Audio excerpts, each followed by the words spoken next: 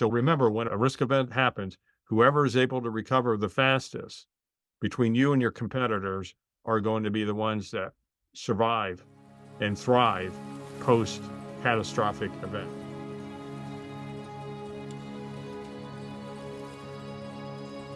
What are you going to do in the time of a crisis? So, what is your business continuity plan? That's what it's all about. We'll go through the steps of that. So, first, we identify the threat.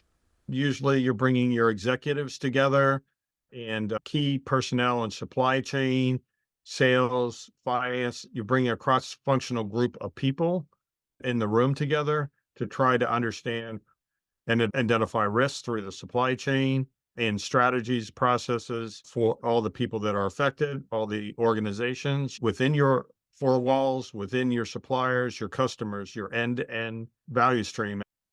Then you look at what's the value at risk, quantify financial threats, assess the likelihood of these threats, and prioritize results with this cross functional team. Then you look at continuity strategy.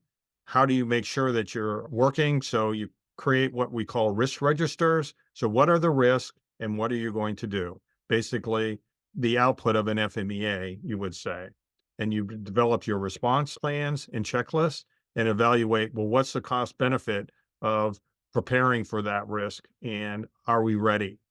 And who are the roles and responsibilities to do that?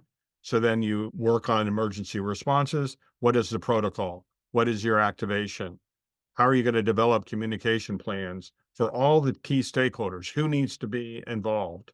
Internal, external, and then establish response teams, not just yourselves, but all the remote response teams that will have to be involved in this.